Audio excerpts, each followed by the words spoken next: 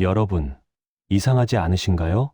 매년 물가, 배달비, 월세는 오르고 심지어 커피 한 잔이 7,000원을 넘는 시대가 됐습니다. 그런데 우리의 월급은 왜 그대로일까요? 월급 200만 원, 300만 원, 통장에 남는 건 20만 원. 이게 정말 정상입니까? 더 무서운 사실은 따로 있습니다. 이건 개인이 무능해서도, 회사가 인색해서도, 운이 나빠서도 아닙니다. 우리가 사는 한국 경제의 구조가 이미 이렇게 설계되어 있기 때문입니다. 오늘은 많은 경제 전문가들이 말하기를 꺼리는, 하지만 우리 삶을 조용히 짓누르고 있는 진실. 한국 소득 정체의 근본 원인을 6개의 층위에서 완전히 해부해 보겠습니다. 첫 번째 원인, 노동의 가치가 떨어지는 시대. 먼저 고민해 봅시다.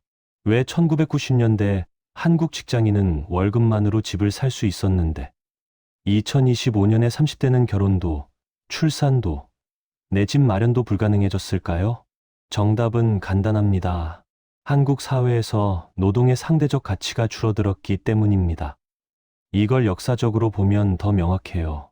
1970년과 90년대 삼성, 현대가 폭발적으로 성장할 때 대한민국은 노동력 부족 국가였습니다. 기업은 인력 확보를 위해 임금을 올릴 수밖에 없었죠. 하지만 지금은 어떤가요? 인구 감소, 자동화, AI 로봇 기술, 플랫폼 노동의 확산. 이 모든 것이 말합니다. 노동은 더 이상 희소한 자원이 아니다. 희소성이 떨어지면 가치도 떨어지는 법. 직장인의 몸값이 오르지 않는 이유가 바로 여기에 있습니다. 이 두 번째 원인, 중산층 일자리의 붕괴. 한국의 소득 정체는 단순히 월급이 낮아서가 아닙니다. 좋은 일자리 자체가 사라지고 있기 때문이죠. 데이터를 보면 중산층의 핵심이던 제조업, 정규직, 대기업 일자리는 줄고 플랫폼 노동, 단기 계약직, 파트타임, 프리랜서, 콜센터, 배달직, 이런 불안정 노동이 폭발적으로 늘었습니다. 경제학자들은 이를 일자리의 양극화라고 부릅니다.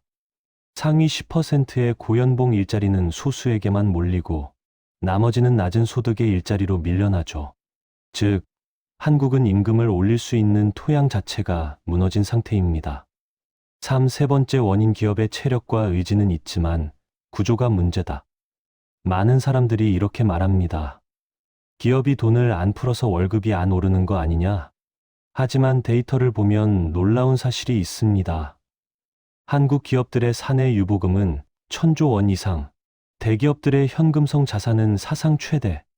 기업은 돈이 있습니다. 문제는 왜 그 돈을 임금으로 쓰지 않느냐입니다.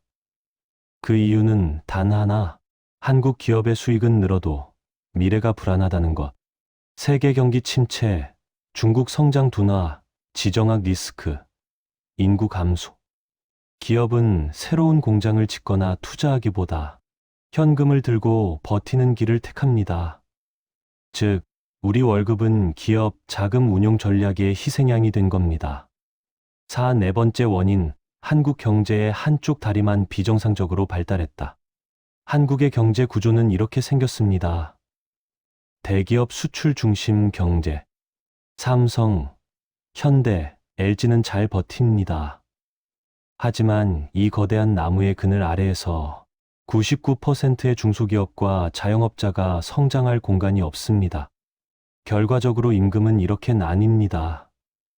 대기업 평균 연봉 8천만 원대, 중소기업 평균 연봉 3,600만 원대, 대기업만 성장하고 나머지는 제자리. 이 구조에서는 나라 전체의 평균 임금이 오를 수가 없습니다. 다섯 번째 원인, 한국의 고정비는 세계적으로 가장 높다. 임금이 덜 오르는 또 하나의 이유, 바로 한국 가계의 필수 비용 자체가 너무 높다는 것입니다. 대표적으로 월세와 집값, 교육비, 의료비, 식비, 통신비, 세금, 보험료. 이 비용들은 세계 최상위권 수준입니다. 즉, 임금을 올려도 가계의 실질 소득은 절대 오르지 않는 구조인 거죠. 정부가 최저임금 인상을 외쳐도 집세, 외식비, 교육비가 같이 뛰어버리니 가계는 숨도 쉬기 어렵습니다. 6번째 원인 인구 구조라는 거대한 쓰나미, 마지막이자 가장 근본적인 원인 한국의 인구입니다.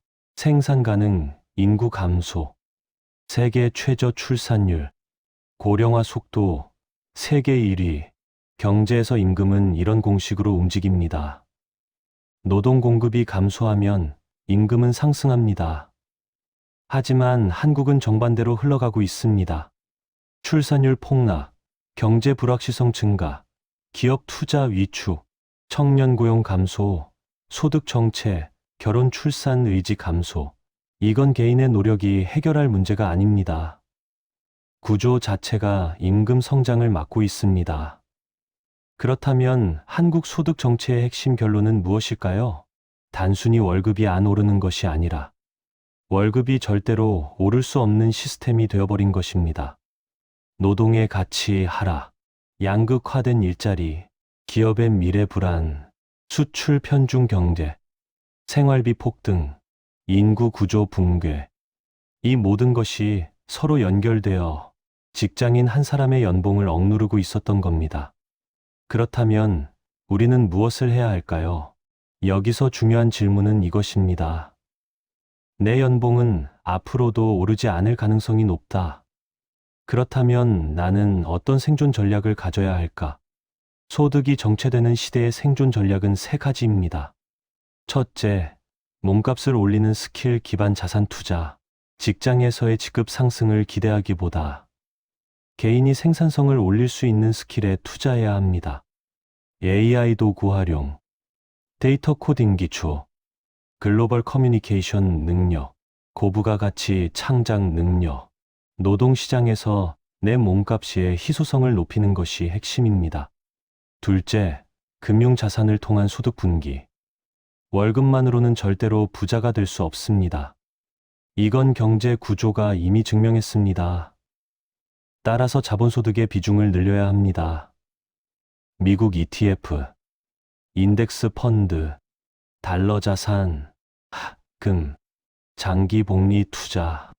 월급은 멈춰도 자본은 잠들지 않습니다.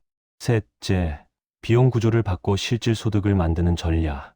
한국 사회는 얼마 버느냐 보다 얼마 남기느냐가 생존을 결정합니다.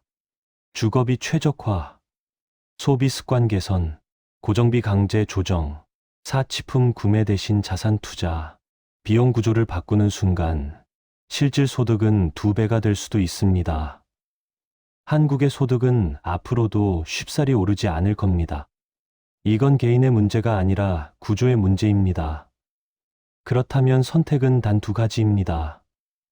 구조를 탓하며 멈출 것인가? 아니면 구조 바깥에 당신만의 길을 만들 것인가? 오늘의 선택이 당신의 10년 후를 결정합니다. 당신은 어떤 길을 선택하시겠습니까?